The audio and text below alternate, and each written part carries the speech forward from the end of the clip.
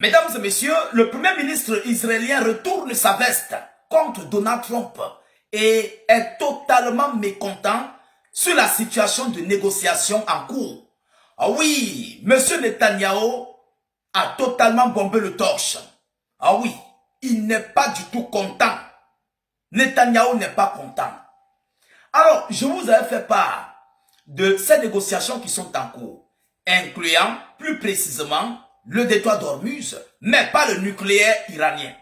La question du nucléaire, M. Marco Rubio lui-même, il avait dit, j'ai fait une vidéoconférence là-dessus, Marco Rubio avait dit que la question nucléaire ne peut pas être abordée en 72 heures. Donc, en d'autres termes, c'est pour mettre de côté la discussion sur le domaine, sur le dossier nucléaire.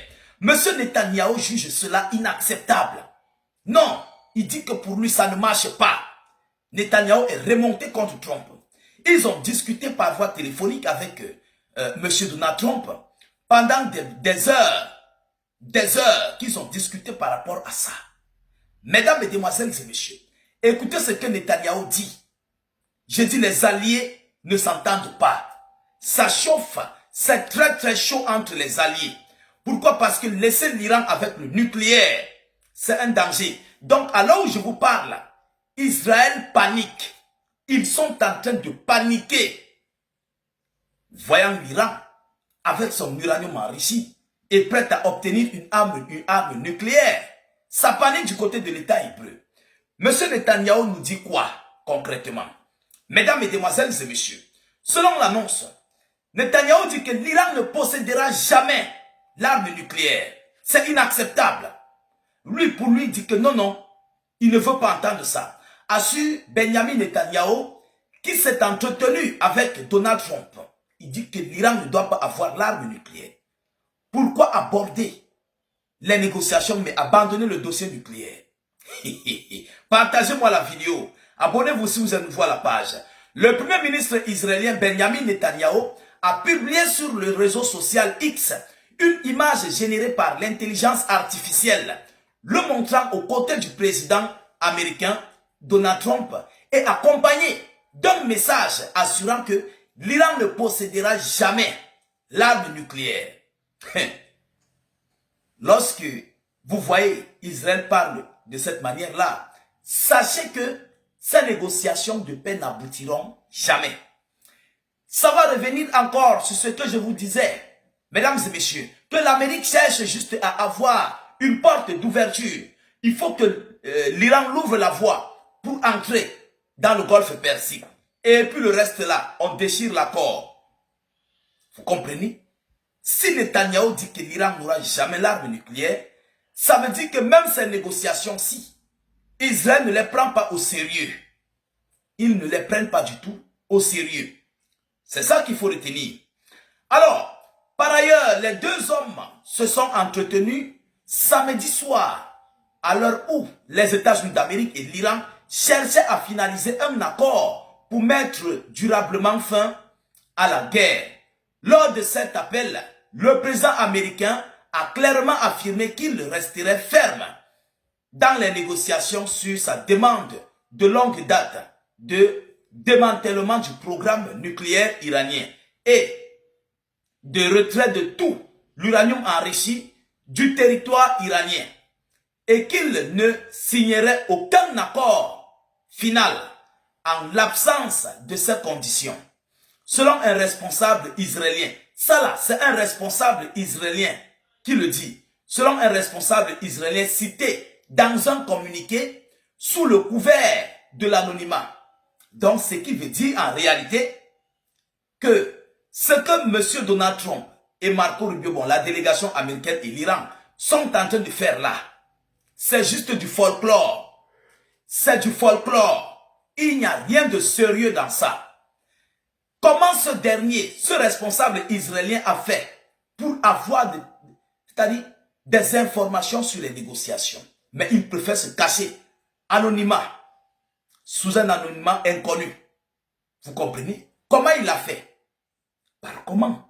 Est-ce que Netanyahou a pu convaincre Donald Trump de ne pas accepter ce type d'accord ou pas? On ne sait pas. Est-ce que Netanyahou lui-même va se charger de faire la guerre contre l'Iran? On ne sait pas. Parce que là, l'Amérique ne peut plus rien. À part si Israël accepte tous les scénarios, mais bien sûr, soutenus par l'Amérique en arrière. Vous comprenez? Alors, pendant la conversation, toujours selon cette source, M. Netanyahu a affirmé que son pays garderait sa liberté d'action face aux menaces sur tous les fronts, y compris au Liban. Et le président Trump a réaffirmé son soutien à ce principe. Le premier ministre israélien a de nouveau exprimé sa gratitude du président Trump pour son engagement de longue date et exceptionnel en faveur de la sécurité d'Israël, a-t-elle encore rapporté. Ces derniers jours, les médias américains avaient fait état de stratégies divergentes entre M. Trump et Netanyahou quant à la résolution du conflit au Moyen-Orient. Le premier poussant pour une solution diplomatique, tandis que le second souhaiterait reprendre les combats. Voilà ce que l'on nous fait croire. Voilà ce que l'on nous dit. Mais en réalité, Netanyahou a retourné sa veste contre Trump. Et il a dit que ça là, il ne veut pas. Il ne veut pas. Il faut prendre le nucléaire iranien. Il faut le prendre à tout prix. Selon Netanyahou, selon son gouvernement qui relaie l'information.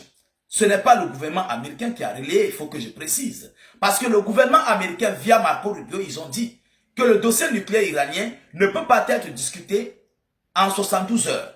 Mais contrairement à ce que Israël nous apporte, donc ce qui veut dire quelque chose ne marche pas.